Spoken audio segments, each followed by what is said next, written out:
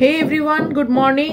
আগের দিন এত বেশি আওয়াজ হচ্ছিল যে আমি মোটিভেশনাল টকের আর ভিডিও শুট করতে পারিনি, মানে প্রচন্ড আওয়াজ হচ্ছিল। আজকেও যে হচ্ছে না তা না, বাট কম্পারেটিভলি মানে একটু মনে হচ্ছে কম।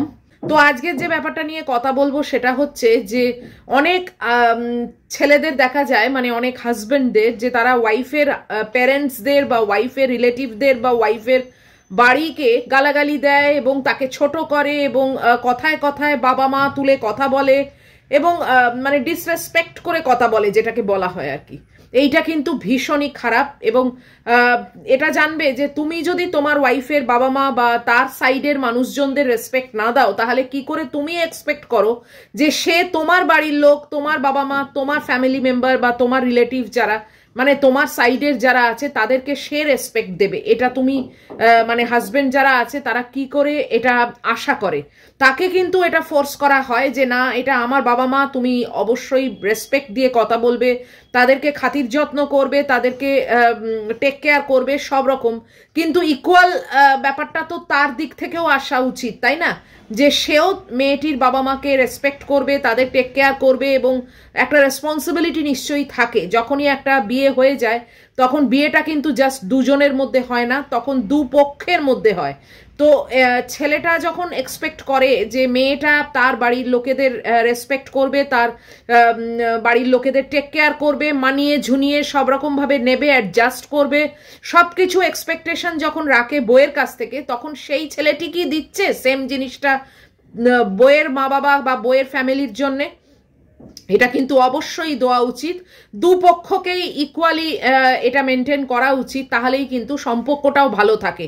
এবং এটা দেখবে যে একটা হাজবেন্ড যদি তার ওয়াইফের ফ্যামিলি মেম্বার্সদের বা তার বাবা মাকে রেসপেক্ট দেয় এবং তাদের টেক কেয়ার করে, একটুখানি করলেও কিন্তু মেয়েটি তার শ্বশুরবাড়ির লোকেদের বা তার বাবা মাকে অনেক বেশি করতে চাইবে এবং খুব হ্যাপি থাকবে। প্রত্যেকটা মেয়ে কিন্তু তার বাবা মাকে ছেড়ে আসে, একটি ছেলে কিন্তু বাবা মাকে ছেড়ে চলে যায় না। হ্যাঁ, তোমরা বলবে যে তারাও তো অন্য জায়গায় গিয়ে বউ নিয়ে থাকে, সেটা হচ্ছে একটা মানে ইচ্ছাকৃত ব্যাপার।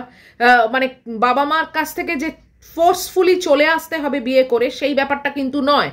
তো যে কারণে টেক কেয়ার করার দায়িত্বটা কিন্তু দুপক্ষরই, দুটো বাবা মাকেই, দুটো ফ্যামিলি মেম্বারদেরই কিন্তু টেক কেয়ার করা বা রেসপেক্ট দেওয়া, সামান্য রেসপেক্টটুকু অবধি একটা হাজবেন্ড সে তার ওয়াইফের ফ্যামিলি মেম্বারদের বা তার সাইডের লোকেদের দিতে জানে না বা দিতে পারে না বা দিতে মানে দেওয়া মনে করে না। তাতে মনে করে তারা ছোট হয়ে যাচ্ছে, তাদের ইগো প্রবলেম এসে যায়। কেন?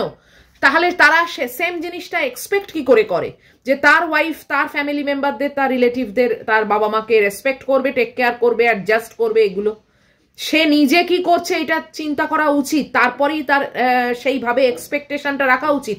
প্রথম কথা তো এক্সপেকটেশন রাখাই উচিত, তুমি দিলে সেও দেবে, তুমি যদি করো সেও দেখবে করবে। তো এইটা মানে এতখানি তাদের সাহসী বা হয় কি করে যে মেয়ের মা বাবাকে গালিগালাজ করছে বা তাদের নাম তুলে কথা বলছে বা তাদেরকে ডিসরেসপেক্ট করছে? এটা তো মানে ভালো শিক্ষার লক্ষণও নয় এবং ভালো ফ্যামিলি ব্যাকগ্রাউন্ডের লক্ষণও নয়। তো আমি বলবো এই জিনিসটা কিন্তু একদমই বন্ধ করা উচিত। দুপক্ষরই কিন্তু দুটো ফ্যামিলিকে মেনটেন করা উচিত, টেক কেয়ার করা উচিত এবং সর্বপ্রথম রেসপেক্ট দেওয়া উচিত।